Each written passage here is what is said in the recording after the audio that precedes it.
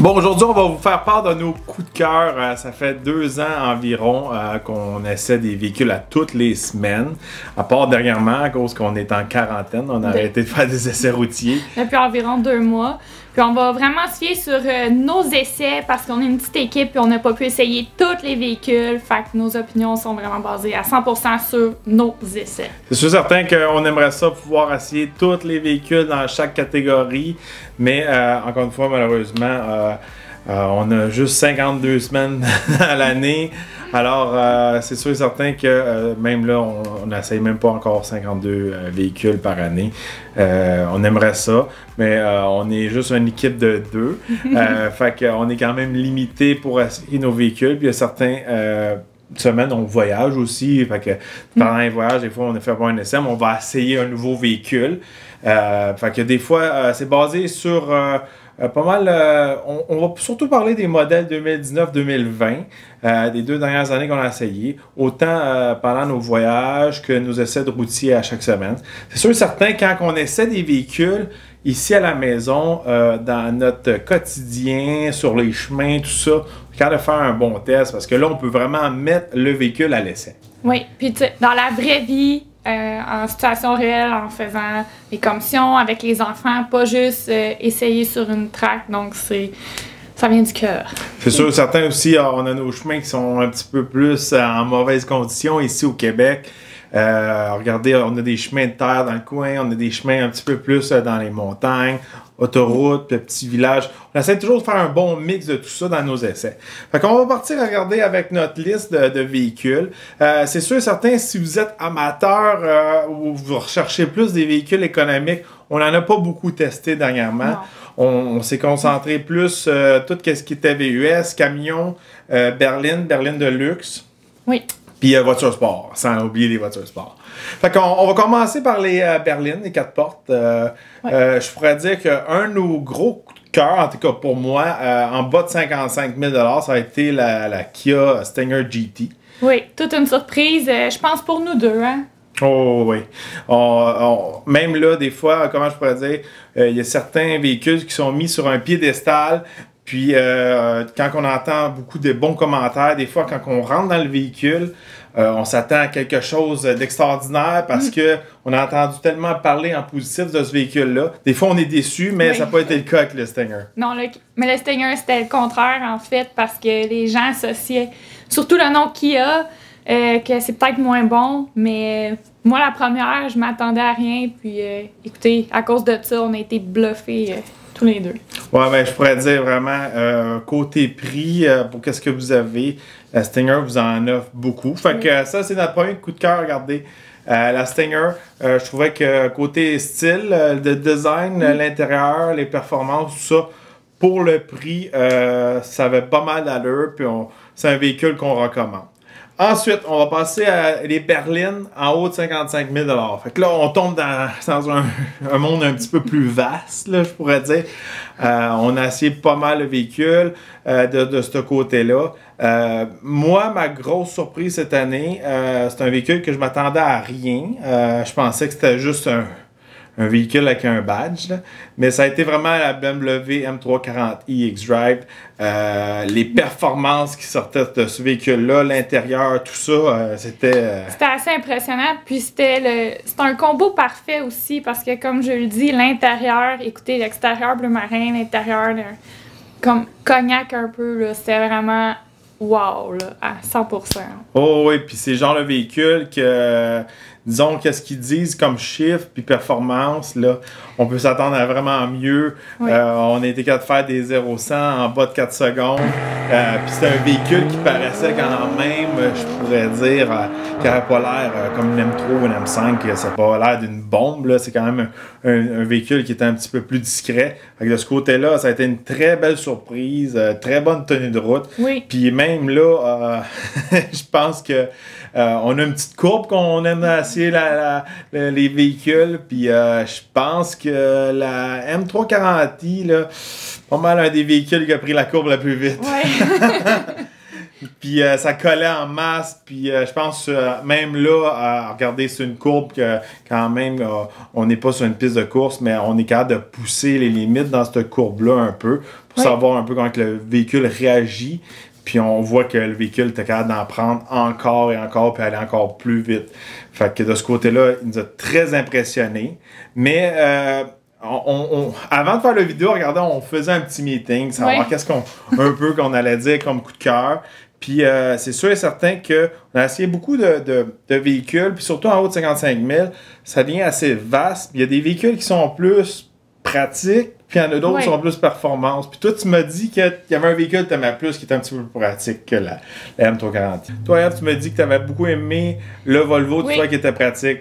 Donc, le Volvo V60 Cross Country, écoutez, hatchback premièrement, avec les enfants et tout, très pratique.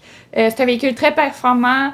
J'ai trouvé très sécuritaire, puis surprenamment, ils tiennent vraiment bien la route, là. Écoutez, on l'a essayé, je pense, un soir, il y avait une tempête orage là, avec les enfants et tout, puis on passait dans des nappes d'eau sur la route, puis jamais qu'il a bougé. Là. Quand on conduit cross country, il est plus haut de taille, il est plus un petit peu plus tough.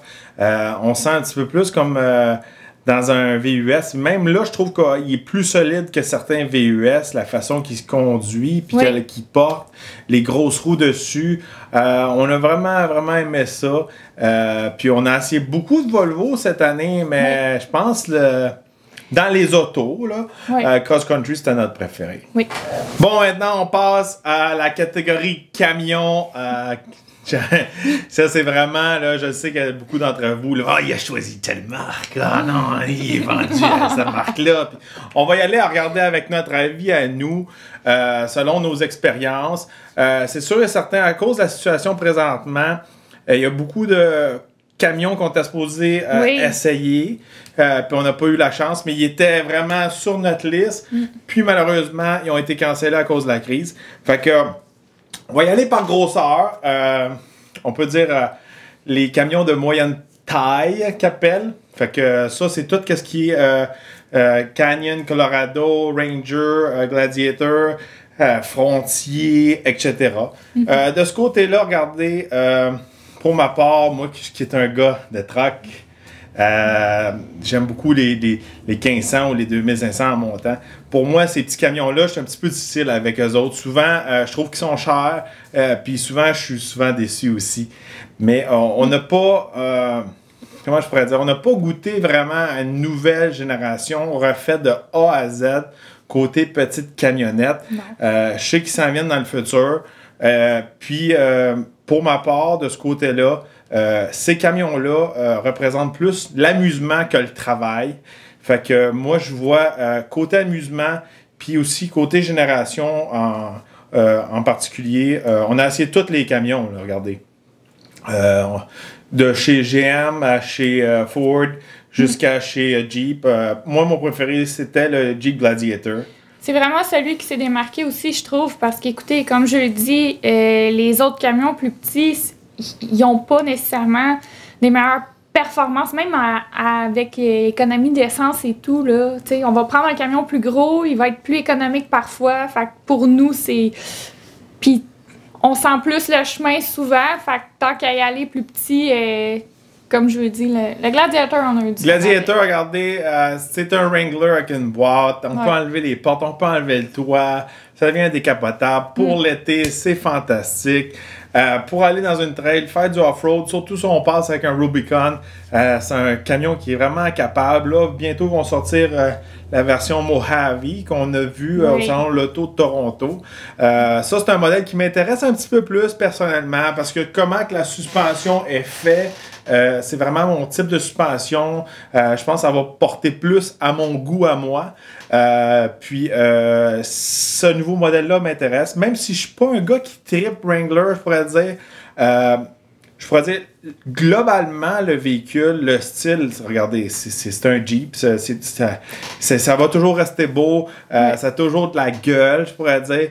Puis à l'intérieur, tout est cool, tout marche. Il y a des petits Jeeps, un bel écran. Ah, c'est vraiment pour l'amusement puis le gadget. Puis écoutez, on le remarque là. Si on met les camions de cette catégorie-là, un à côté de l'autre, c'est sûr que le Gladiator se démarque avec c'est du look. le seul qui est un petit peu plus nouveau aussi. Ouais. Regardez, quand on embarque dans un Ranger, c'est un vieux camion, même si ça fait pas longtemps qu'on l'a sur le marché, c'est un vieux camion qui ont pris des vieilles pièces, puis vieux style, vieille génération ici. Canyon, Colorado, tout ça, encore là, on tombe dans un camion qui est quand même solide, mais juste côté style puis intérieur, tout ça, il est dépassé. C'est un peu du recyclage, on peut dire, des anciens modèles. Là. Fait que de ce côté-là, dans le mid-size, on met le Gladiator gagnant. Ouais. Si on passe au 1500, Oh, la compétition. la classe controversée. Regardez, de ce côté-là, il n'y aura pas de surprise. Regardez, on va y aller avec mon camion personnel. C'est celui que j'ai acheté. C'est pas pour rien que j'ai acheté ce camion-là. C'est parce que, selon moi, c'est mon coup de cœur, c'est mon préféré. J'y vais avec le GMC Sierra. Puis, je veux vraiment spécifier avec le nouveau Duramax. Le nouveau Duramax m'a vraiment impressionné. Les économies d'essence, les performances qu'on a eues avec le Duramax, c'est quelque chose qu'on n'a jamais vu auparavant. Moi, j'ai travaillé longtemps dans les pick-up. Dans les pick-up, je les ai toutes conduits, là. Toutes. Même les Titans, puis les Tundra. Puis... Mais tu sais, pour dire, on les a toutes testées. Je peux dire que chez Ford, regardez, c'est des vieux modèles. De ce côté-là, Ram et GM, regardez, ils ont des nouvelles générations. Fait que de ce côté-là, même si l'F-150 c'est un bon camion, il est juste dépassé côté génération. Le nouveau devrait sortir peut-être cet été. Tout dépend. Là, regardez avec la situation. On sait plus ce qui se passe avec la situation présentement, c'est dur à dire qu'est-ce qui se passe. Mais regardez, on adore les Rams. Ils ont de la belle gueule. L'intérieur, c'est le plus beau du marché selon nous. Hein? Toi aussi, tu trouves beau? Oui, avec Ram, quand ils font l'intérieur, comme je le dis, c'est vraiment les plus beaux. Puis ils vont pas à moitié. Là. Quand ils mettent un style, c'est partout. On le reconnaît. Leur écran multimédia est vraiment gros. C'est super facile, rapide. Tout facile à comprendre. Par contre, tu sais, peut-être un peu moins pour travailler, le pourquoi du comment que on est allé plus vers la T4. Là. Regardez, moi, transition, moteur, tout ça, c'est important pour moi. Puis je trouve que chez Ram, c'est leur lacune. Il y a encore une vieille transmission, vieux moteur. J'ai besoin d'un petit peu plus de technologie. Je trouve que côté moteur, transmission, Ford puis GM sont en avant de chez Ram. Fait que pour moi, pour que le Ram soit vraiment égal aux autres, même si le style est beau, l'intérieur, tout ça, c'est juste qu'il manque un moteur avec un petit peu plus de cœur, une meilleure transmission. Regardez, chez Ford puis chez GM, ils utilisent la même 10 vitesses. Puis je trouve que c'est une transition qui va très bien. Fait que de ce côté-là, coup de cœur, sans compter mon camion, regardez, c'est vraiment le Duramax. Duramax 1500 chez GMC. Ça a été vraiment notre coup de cœur. Puis même là, on l'a recommandé à plusieurs gens. On l'a comparé contre les éco-diesel.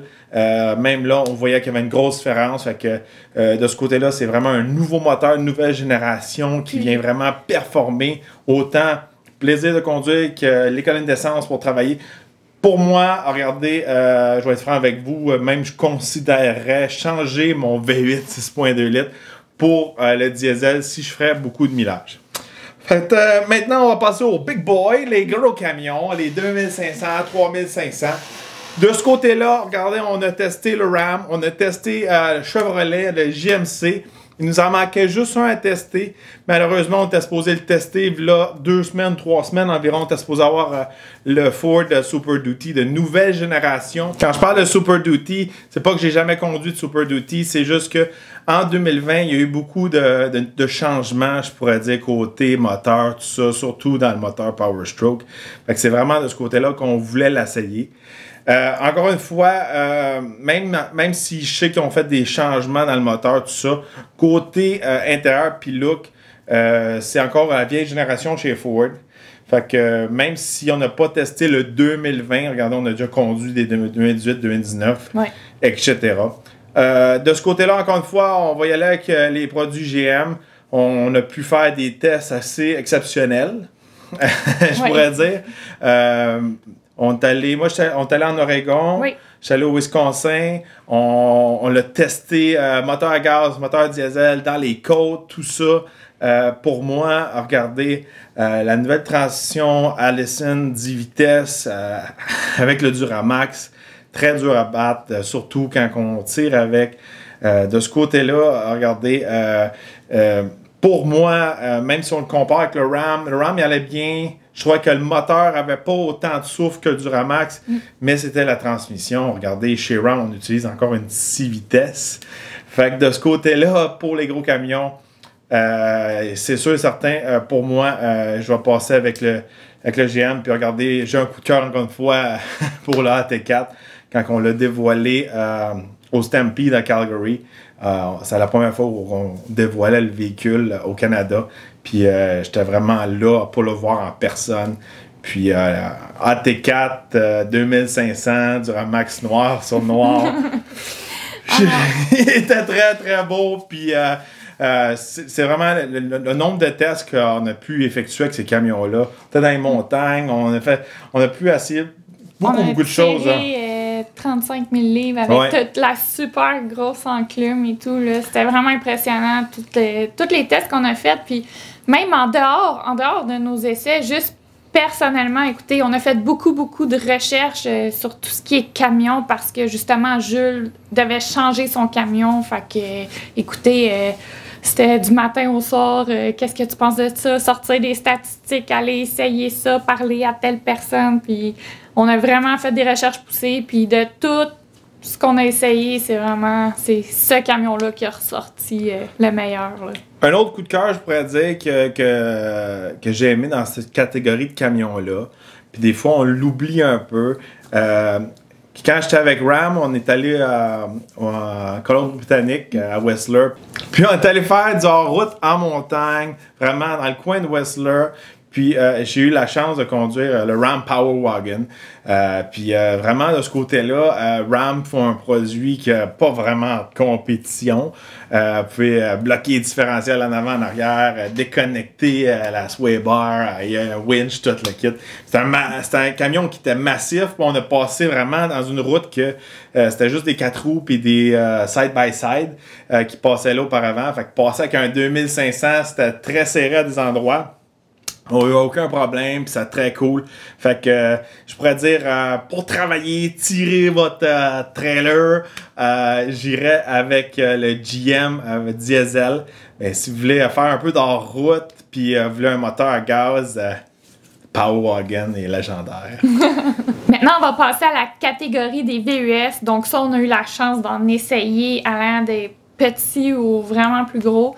On a quelques modèles qui se sont démarqués, qu'on a eu le coup de cœur en fait avec plusieurs de leurs caractéristiques. Donc, regardez de ce côté-là, c'est sûr que la gamme est vaste. Là, puis, on a le choix. On a fait un petit peu plus du gros VUS, je pourrais dire. Puis on n'a pas fait vraiment de petit. On est dû pour aller dans du vraiment petit, compact. De ce côté-là, regardez, on a eu des coups de cœur ou des coups de cœur qui font plus de sens pour le portefeuille, je pourrais dire. De ce côté-là, regardez, c'est sûr que on a beaucoup aimé dans les petits VUS de luxe le Volvo XC40. Oui. Surtout toi, là, tu l'aimais parce que avec le shifter en cristal. Le pommeau en cristal, là, ça avec les sièges rouges. Ouais, il était vraiment un bon match de couleurs et tout, mais là, on rit parce que quand les enfants ils ont embarqué dans l'auto, la première chose qu'ils ont faite, c'est « Oh, ça, c'est un shifter de princesse. » Mais qu'est-ce qui était surprenant de ce petit VUS-là, c'est que il était compact puis il avait une bonne espace à l'intérieur. Fait que, puis il était pas super cher, je pourrais dire. C'est quand même un VUS de luxe. Il était quand même, regardez, je trouve que côté prix puis tout ce qu'on avait, ça avait pas mal d'allure. Oui. Ça a été un de nos coups de cœur. Un qui m'a vraiment surpris, puis j'avais des préjugés parce qu'ils ont ramené un vieux nom, puis ils ont fait quelque chose d'autre avec. C'est vraiment le Blazer. Chevrolet Blazer, on a essayé ça, puis on n'était même pas supposé l'essayer. Non. On était supposé essayer un pick-up cette semaine-là, puis en tout cas, il avait été coincé quelque part. Là. Puis, Ils nous ont donné un Blazer, mais... Moi, les gens chez GM m'ont dit « Essaye le Blazer, tu vas vraiment aimer ça. » Puis, je sais pas pourquoi, j'avais un blocage psychologique. Blazer, là, moi, c'est supposé être comme là, off-road carré, puis un genre comme Bronco, comme quand on était dans le temps. Parce que moi, quand j'étais jeune, mon père avait une compagnie de drainage d'excavation. Puis il y avait beaucoup de Blazers, des affaires-là. Tu sais, les square body qu'ils appellent. Puis je trouve que c'était vraiment des camions tough, puis des camions qui représentaient la hors-route. Fait que j'étais déçu qu'ils ont pris une approche plus normale, plus sport du Blazer. Mais une fois qu'on l'a conduit, puis on a rentré dans l'intérieur, on était surpris. Ouais. Il y a vraiment, écoutez, c'est un look vraiment plus agressif, puis il est quand même luxueux, mais il est fait sur une base de Cadillac, ce véhicule-là. Là. Ouais, c'est ça l'affaire. C'est que le Blazer, c'est que les gens, des fois, ils le considèrent un petit peu moins parce qu'il est un petit peu cher. On va se dire les vraies choses. Les Blazers sont un petit peu chers, mais je pourrais dire, quand on est dedans, on comprend pourquoi il est un petit peu plus cher parce qu'il y a un petit peu le feel Cadillac. Ouais. Il roule un peu Cadillac, puis comment il est construit, on dirait plus un Cadillac. Tu sais, de ce côté-là, c'est parce qu'ils ont sorti le XT5 avant de sortir le Blazer. Puis c'est peut-être une des raisons pourquoi que le Blazer coûte cher. Comment je pourrais dire? Des fois, il y a des modèles de luxe qui vont être basés sur des modèles qui coûtent un petit peu moins cher.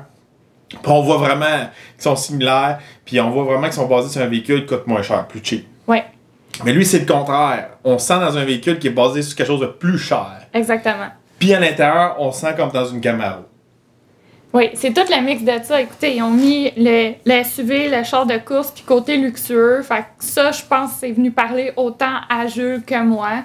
Puis on s'en attendait pas. Puis écoutez, je trouve qu'il fait aussi, il a l'air un peu plus agressif, justement, d'où son côté, peut-être qu'il y a un peu plus, qui fait penser à la Camaro. Qu'est-ce que j'aimais, moi, c'est que vraiment, c'est un véhicule d'une nouvelle génération, mais avec la simplicité que j'aime.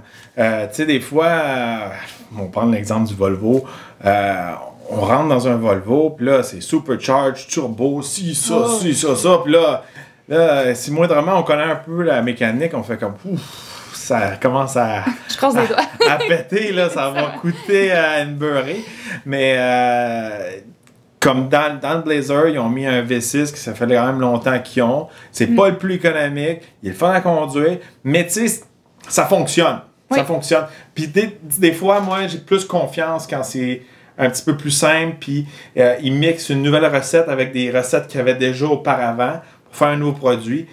Puis de ce côté-là, regardez, ça a enlevé mes préjugés là, de pas aimer qui ont ramené le nom Blazer. Fait que de ce côté-là, regardez, on a bien aimé ça. Puis on a hâte d'essayer le Cadillac XT5, voir si... c'est censé être pour bientôt. On va voir si on voit une grosse différence entre les deux. Si vraiment là, il y a la touche Cadillac.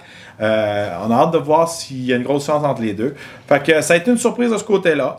Si on monte dans la grosseur des VUS, on a essayé le Hyundai Palisade. Notre premier Hyundai à l'essai. Oui, puis assez surprenant, encore là, un peu le même principe que Kia, hein. Fait qu'on s'attendait à pas grand-chose, puis je pense qu'on a été agréablement surpris. Beaucoup pour le prix. Oui. Peu importe quel produit là, chez Kia ou chez Hyundai, c'est que vous en avez beaucoup pour votre argent. Oui. Palisade, bel intérieur. Moi, j'aime pas le style extérieur. Personnellement, j'aime mieux le Telluride que le Palisade. Ouais. Que les deux véhicules sont comme cousins, sont comme sur la même plateforme. Moi, j'aime mieux le style carré du Telluride. Mais un véhicule qui était agréable à conduire, qui était le fun. Fait que, tu sais, quelqu'un qui nous dit « Ah, moi, je vais m'acheter un Palisade ou un Telluride », ben, je pense que c'est un bon achat, puis vous allez en avoir pour votre argent. Oui, puis il y a beaucoup. Moi, qu'est-ce qui m'a vraiment surpris aussi, là, c'est toutes les aides à la conduite qu'il y avait dans le véhicule. Là. Autant, écoutez, on met notre clignotant pour tourner, mais dans le tableau de bord, on voit le côté du véhicule tout le long, fait qu'on peut pas accrocher le Mac du véhicule. Il y a un micro pour parler aux enfants dans la 3e rangée en arrière pour ceux qui ont une voix de farfadet comme moi. Quand je crie, mon enfant m'entend pas en arrière. Fait que là, je pesais sur le piton. Hey, calme-toi, ça marchait. Est-ce que tu m'entends? Pas beaucoup.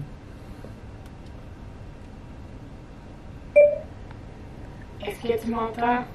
Oui, beaucoup mieux. Ouais, ça marchait. Fait que pour tout ça, là, c'était vraiment... On a joué beaucoup avec le micro. Oh, et puis les options, là, regardez, vous en avez pour un bon moment à tout trouver.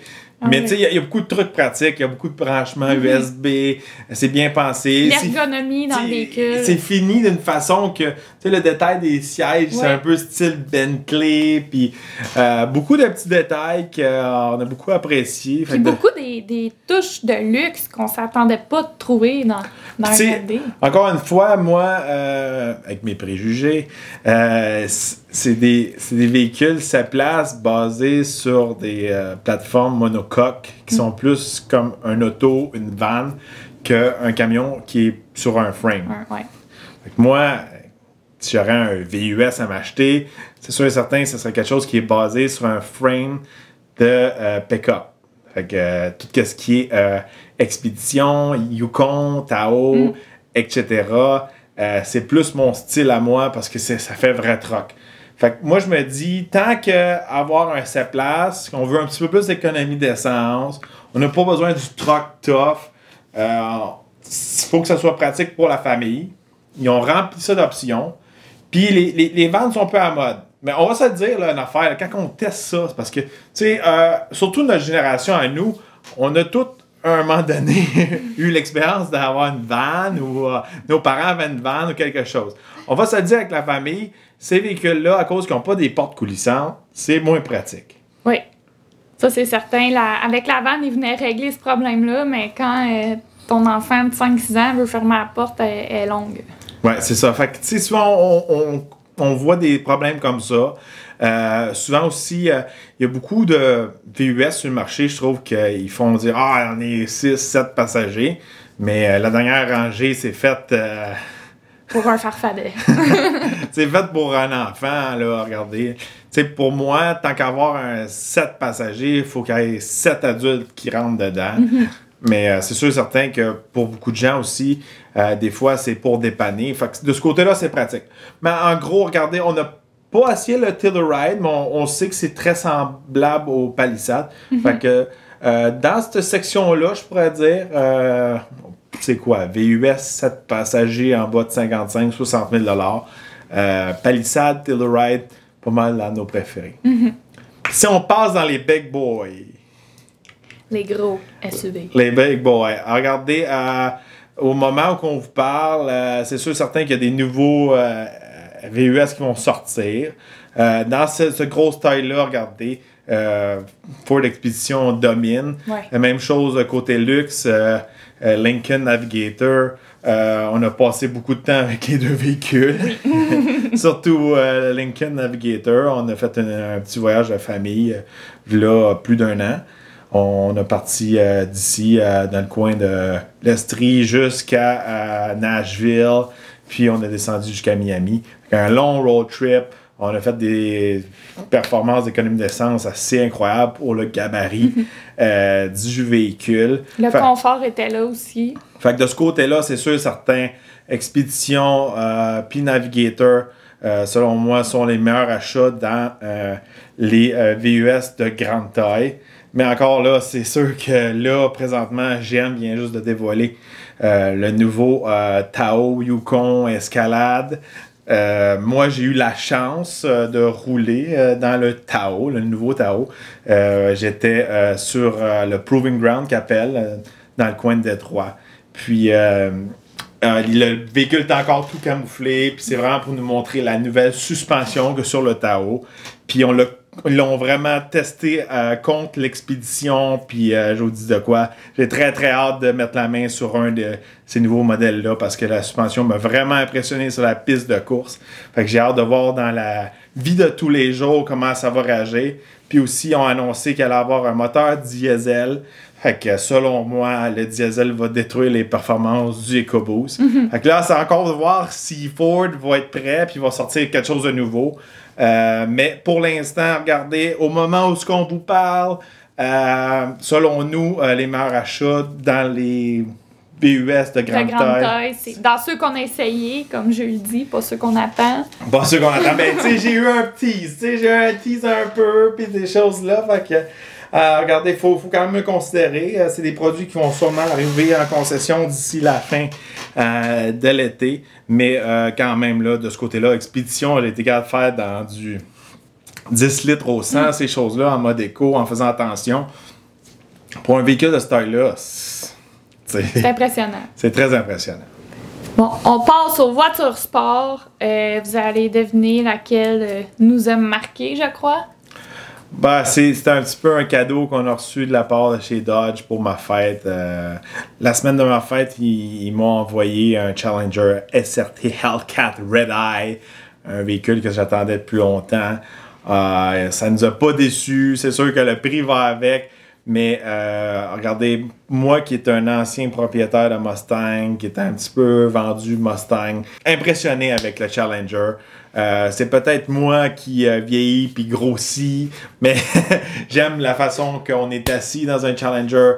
J'aime la façon qu'il porte. J'aime la valise qui est pratique. Surtout au moment qu'on a testé Challenger. Peut-être un mois avant, j'ai fait un road trip avec une Camaro, puis mes valises rentraient même pas dans la valise. Fait que tous mes bagages rentraient pas. Il a fallu que j'en mette en arrière ses sièges. On a testé Camaro, Mustang, tout ça. À chaque fois qu'on voulait faire, mettons, donner un tour aux enfants, il était coincé en arrière. Ouais. En disant le Challenger, il rentrait. Écoutez, on a rentré les enfants, puis on est allé faire une épicerie au complet pour toute la semaine. Ça l'a tout rentré dans le véhicule. C'est assez... Tu sais, autant que c'est un véhicule sport, il y a des performances incroyables, mais il est pratique aussi. On est capable d'embarquer des gens, puis on est capable de mettre du stock dans la valise. Le style rétro, j'aime ça. Moi, je suis un petit peu choqué que autant que chez Camaro que chez Mustang, ils ont un peu un style moderne, un style voiture sport plus que muscle car. Je trouve que même si le modèle s'en vient vieux chez Dodge, il a encore sa place. Moi, vous dire, on essaie des véhicules assez spéciaux des fois, là, mais c'est rare qu'il y ait du monde qui nous court après dans la rue pour venir nous parler de l'auto. Puis avec le Red Eye, c'est arrivé. Le son qui sort de ça, le Supercharger, la façon que ça accélère, tout. Puis à part de ça, quand on l'a essayé, il commençait à faire froid. Fait qu'on était un petit peu inquiets. Même les gens de chez Dodge m'avaient dit, on te fait confiance parce que habituellement, quand il fait froid comme ça, on enlève les véhicules de la flotte parce que c'est beaucoup trop de chevaux. On parle de 797 chevaux. Quand il fait froid, on perd de la traction. Puis regardez, zéro stress. Pour moi, c'est sûr et certain que moi, je suis un petit peu un conducteur aguerri là, de ce côté-là, côté puissance. Là. Mais je peux vous dire que j'ai essayé beaucoup d'autres véhicules qui avaient moins de puissance, qui m'ont fait beaucoup plus peur que celui-là. Celui-là, il me mettait en confiance. Oui. Je pouvais vraiment l'ajuster comme que je voulais pour être sécuritaire. Même, regardez... On peut dire que le coup de cœur des enfants, c'était l'automauve. Ah ouais, notre plus jeune, quand on a retourné le véhicule, je pense qu'elle pleurait. Elle voulait vraiment regarder. Même s'il n'y avait pas de télé en arrière des bancs. Habituellement les télés pour les enfants emportent vraiment là, pour les charmer. Là. Une fois, on a eu une escalade, il y avait comment de télé? Il y en avait 3 ou 4. Il y en avait même une de trop. Là, il y en avait dans chaque siège, puis il y en avait une au milieu, puis il y en avait une autre en arrière. Il y en avait 4. Là, cette fois-là, il était impressionné, il y avait beaucoup de télé. Là. Ah ouais, c'était tout un véhicule, mais même malgré tout ça, l'automauve. Oui, de loin. Ça, c'est dans les véhicules un petit peu plus communs du mortel, même si le Red Eye il monte dans les 120 000. Fait qu'un des véhicules un petit peu plus chers qui m'a impressionné dans la section sport, c'est vraiment la Mercedes AMG GTS. Malheureusement, Eve n'était pas présente. Non. J'étais en train de la tester en Floride. C'était une gracieuseté d'un de nos amis chez Auto Toy Store qui font la location de véhicules un petit peu plus exotiques. Véhicule très bien balancé, docile pour tous les genres de situations. Faire de l'autoroute, faire de la ville, faire de la piste de course. Très balancé. Le moteur est je pense que c'est central. Même si le moteur est en avant, le moteur est central. La tenue de route sur ce véhicule-là est très impressionnante. Encore une fois, on peut passer d'un véhicule qui est extrêmement docile à extrêmement agressif. Un bon confort, un beau look. J'ai beaucoup aimé ce véhicule-là. Puis encore une fois, je m'attendais à rien. Fait que je m'attendais plus à une espèce de grand coupé Mercedes, mais c'est vraiment une voiture sport. Puis souvent on l'oublie, la AMG GTS, puis de ce côté-là, à me donner un coup de cœur. Oh. Bon, dernière section et non la moindre, une section qu'on fait un petit peu moins souvent, parce qu'on a pas nécessairement parce qu'on a moins d'expérience. C'est juste que c'est une section... qui nous arrive un peu de bad luck des fois. Plus ouais, on est un petit peu moins habitué. C'est tout ce qui est hybride, branchable et électrique. Des véhicules qu'on prend un petit peu moins parce que nous, on vit plus à la campagne, on est un petit peu moins à la ville. C'est un petit peu plus dur des fois d'accès pour nous brancher tout ça. C'est des véhicules que je connais bien.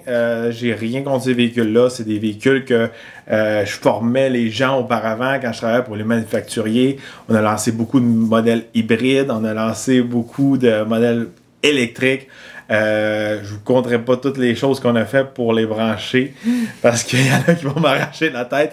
Mais regardez, on n'était pas toujours vert. C'est juste ça que je veux vous dire de ce côté-là. Fait que de ce côté-là, il nous arrive beaucoup de bad luck, des chargeurs qui marchent pas. Jules qui se coupe en essayant de recharger un véhicule. Des breakers qui sautent de notre maison. C'est vraiment... Écoutez, c'est pas compliqué un véhicule électrique, là, c'est super pratique puis le fun. Mais on dirait que nous autres, mais plus lui, là, il y a tout le temps une bad luck qui arrive, tout le temps une blessure. Ouais. C'est juste que le type, la part des personnes qui tirent vraiment électrique, surtout dans le coin, c'est comme on dirait qu'ils sont à l'opposé de moi. C'est des personnes qui... On dirait que c'est des personnes qui le jugent.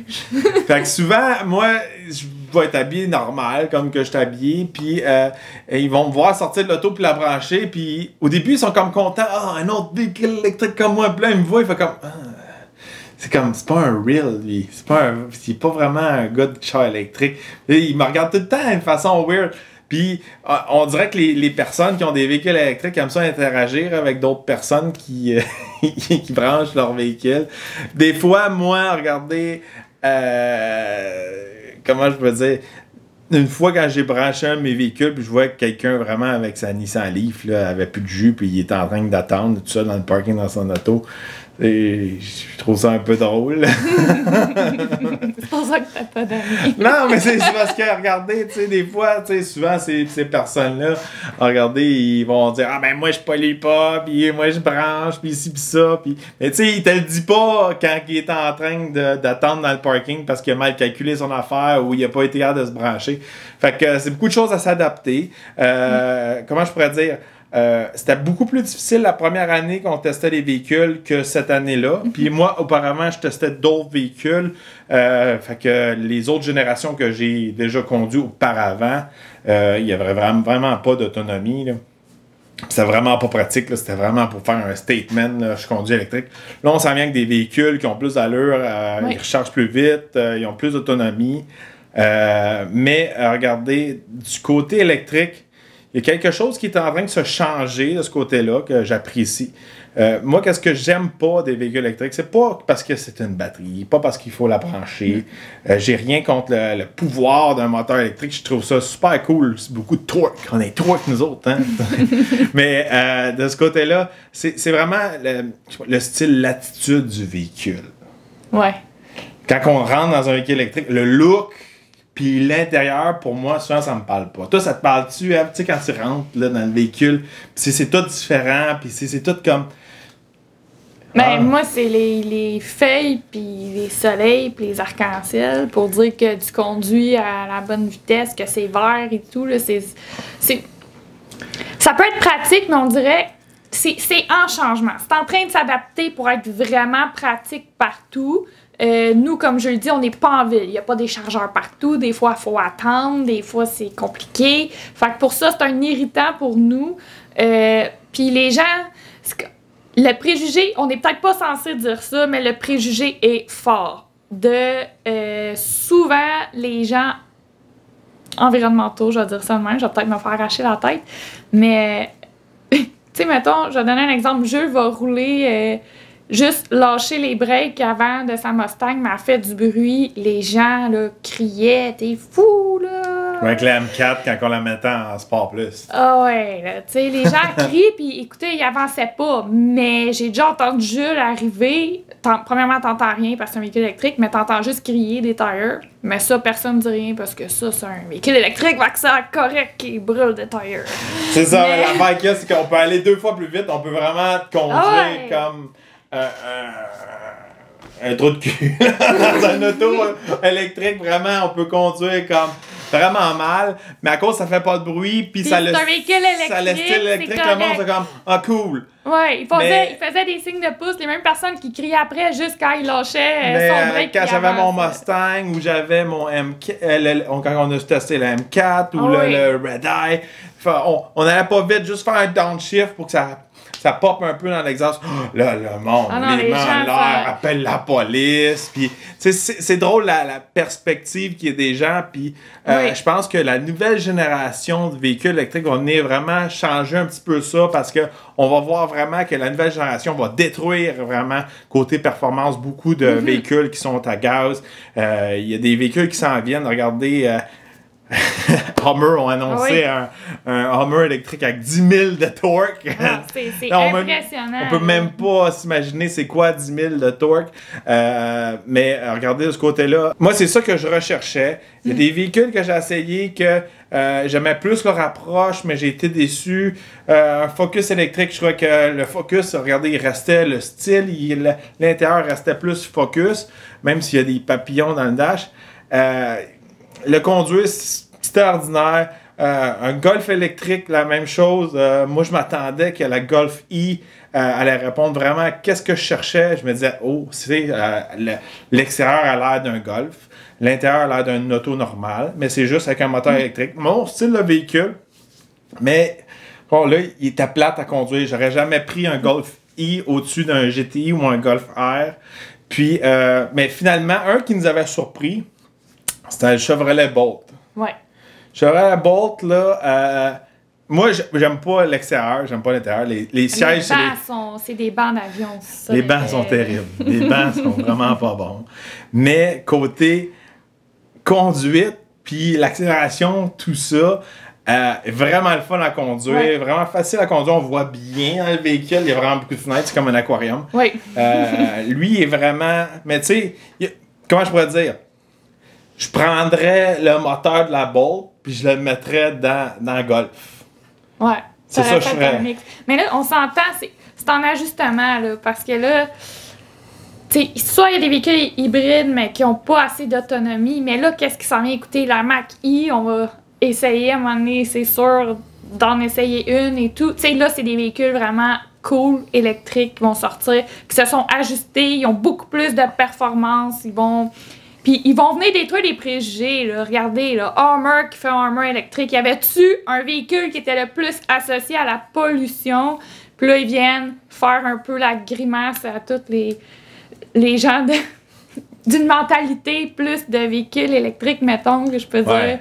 Fait que c'est un statement, puis les performances vont être là. T'sais, ils vont s'améliorer. Là. Aussi, regardez, on attend que Tesla sorte la Roadster et qu'est-ce que j'ai vu comme rumeur dernièrement, c'est que même les performances qui affichaient, qui étaient un petit peu hors du commun, je pourrais dire presque incroyables, surtout pour le prix, ils disent que même là, Elon Musk a comme dit que ça allait être encore mieux que ça.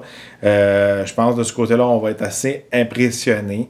Fait que on va continuer à mettre nos efforts, à découvrir de plus en plus des véhicules électriques. On a eu des mauvaises expériences un peu avec des plugins pendant l'hiver. On n'avait pas vraiment de... Hey, dans la même journée, en 3 jours, premièrement, il arrive, il veut le brancher, il se blesse. Là, ensuite, il le branche, le chargeur marche pas.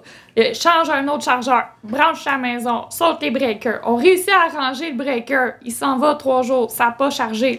Le breaker a ressauté après l'avoir rebranché ailleurs. En tout cas, ouais, on peut pas brancher deux hybrides branchables. Il faudrait qu'on modifie nos breakers, tout ça. C'est toutes des choses qu'il faut... apprendre, puis avec l'expérience. Tu sais, les gens pensent juste que on branche, c'est facile, c'est fini, puis c'est fantastique, mais la réalité, c'est que c'est pas toujours facile. Il y a d'autres choses qu'il faut penser. Regardez, il a pas fait beau, il y a eu une tempête là, il y a pas longtemps cet hiver, mais après 3-4 jours qu'il n'y a pas eu d'électricité, il y a beaucoup de gens avec leur véhicule électrique qui pouvaient plus sortir de leur cours. Là. Il y avait juste plus de véhicules. C'est tout ça. C'est cette préparation-là qu'on doit s'adapter puis trouver des solutions. Mais c'est vers là qu'on s'en va. Écoutez, c'est sûr que ça va aller en s'améliorant là, dans cette catégorie-là. Regardez, beaucoup de véhicules qu'on a essayé dans les dernières années. Des véhicules assez intéressants. Faites-nous part suggestions. Quel véhicule aimeriez-vous voir sur nos pages à l'essai? Voulez-vous juste des véhicules de luxe, des camions, des véhicules plus économiques? Voulez-vous qu'on fasse des véhicules spéciaux usagés, des véhicules plus rares? C'est sûr et certain que quand il y a un véhicule, même si c'est pas un nouveau véhicule, mais qui vient chercher mon intérêt, j'aimerais ça le partager avec vous. De ce côté-là, c'est un petit peu d'un projet qu'on a, mais regardez, on n'a pas de préjugés, on est là pour tester, on est là pour vous donner un petit peu une idée de comment que ces véhicules-là, autant mon avis à moi que celle à Eve, regardez, on n'a pas toujours la même avis, on n'a pas toujours les mêmes perspectives. Des fois, pour moi, je vais voir quelque chose qui est pratique, toi, tu vas voir un autre aspect. Puis aussi, on les teste toujours ensemble. Fait que on a un petit peu un combo qu'on fait ensemble. Eve, elle vient apporter un peu son grain de sel. Mm-hmm. Un peu opinion gars-fille, opinion avec les enfants. Et côté pratique, côté... on s'entend, Jules conduit des machineries tout le temps. Lui, c'est facile, on fait ça de même, puis on se stationne. Là, moi, j'embarque. Ben ouais, c'est facile. Ça... Des fois, je me reprends. Puis là... des fois, là, vous devriez voir quand on filme, comment on se tire. Le contraire aussi, regardez, des fois, moi... des fois, il y a des véhicules qui... Je suis un petit peu trop grand, trop gros. T'es dedans, puis c'est un petit peu plus adapté à elle. À chaque fois que j'achète un nouveau véhicule pour moi, là, j'avais regardé quand j'ai acheté mon Mercedes, je voulais un CLA 250. T'es pas capable de rentrer dans les bancs, j'ai oublié ça, sinon j'aurais jamais pu même pas l'emmener avec moi en auto. C'est sûr et certain, regardez, de ce côté-là, il y a certains véhicules, comment je pourrais dire, que des fois sont plus petits, plus économiques. Eve va focuser un petit peu plus sur ces véhicules-là. Souvent, quand je suis pas capable de rentrer dedans, c'est sûr que même si le véhicule est fantastique, si j'ai de la misère à le conduire, je pourrais pas être positif. Ah, c'est fantastique! Puis vous allez juste rire de moi. Mais d'un autre côté aussi, la même chose. Regardez, côté gros camion, ces choses-là, c'est sûr et certain que j'ai beaucoup plus d'expérience que Eve dans ce côté-là. Côté mécanique de ces gros camions-là pour tirer les trailers, tout ça avec les transmissions. Fait qu'on va se spécialiser vraiment un petit peu dans les coins qu'on est un petit peu plus adaptés à nos vies, puis aussi à nos corps. Si ça se dit. Alors, n'hésitez pas à faire vos suggestions. Quel véhicule aimeriez-vous voir à l'essai? On compte aussi à faire aussi des vlogs un peu comme qu'on a fait quand on est allé au Salon de l'Auto de Toronto. Un petit peu si on est capable de retourner sur la route et de voyager. Oui. Beaucoup de projets de ce côté-là. On est tout un petit peu en stand-by. Fait que de ce côté-là, regardez, en espérant que le confinement va bientôt prendre fin et que tout le monde reste en santé.